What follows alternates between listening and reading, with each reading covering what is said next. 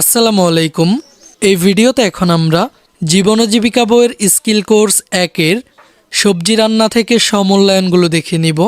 আজকের এই ভিডিওটি খুবই ইন্টারেস্টিং, তাই আমার চ্যানেলে যারা নতুন রয়েছেন তাদেরকে সাবস্ক্রাইব করার একটি ছোট্ট অনুরোধ থাকবে। आपके सामने एक बड़ा सा रेड बटन है। আর আমার চ্যানেলের অলরেডি সাবস্ক্রাইবার যারা রয়েছেন তারা অনেকেই এভাবে ভিডিও দেখে চুপি চুপি পালিয়ে যান, তাই ভিডিওটিতে লাইক করে যাওয়ার একটি ছোট্ট অনুরোধ থাকবে।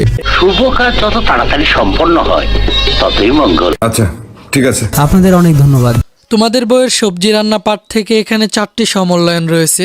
তো প্রথমে আমরা সমূল্যায়ন 1-এর কাজটি দেখে নিই। কারো কাছ থেকে অভিজ্ঞতা শুনে ভালো করে বুঝে অথবা কোনো বই থেকে পড়ে ছকে দেওয়া তথ্যগুলো পূরণ করো।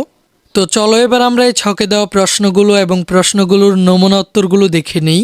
প্রথম প্রশ্নটি হলো টমেটো ও ধনেপাতা সবজি রান্নার সময় কখন কিভাবে দিতে হবে।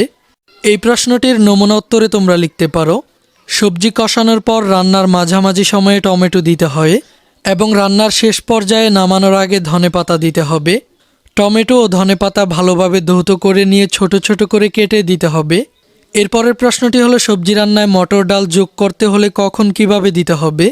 তো এখানে তোমরা লিখতে পারো, শুরুতে মটর ডাল আলাদা সিদ্ধ করে রেখে দিতে হবে এবং সবজি সিদ্ধ হওয়ার পর তার মধ্যে মটর ডাল ছিটিয়ে দিতে হবে। এরপর পাঁচমিশালি সবজিতে প্রাণীজ আমিষ, চিংড়ি, শুটকি, মাংস ইত্যাদি যোগ করতে চাইলে কখন কিভাবে দিতে হয়।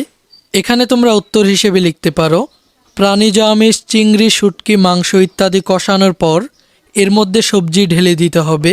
এরপর শেষের প্রশ্নটি হলো আমাদের দেহের পুষ্টি চাহিদা মেটাতে সবজির ভূমিকা কী। এখানে তোমরা নমুনা উত্তর হিসেবে লিখতে পারো, আমাদের দেহের পুষ্টি চাহিদা মেটাতে সবজি গুরুত্বপূর্ণ ভূমিকা পালন করে। দেহের গঠন, ত্বকের সৌন্দর্য বৃদ্ধি, পানির চাহিদা পূরণ ও কোষ্ঠকাঠিন্য দূরীকরণে সবজির অসাধারণ ভূমিকা রয়েছে। সবজির সবচেয়ে বড় গুণ হলো এর আঁশের প্রভাব আমাদের পেট ভালো রাখে।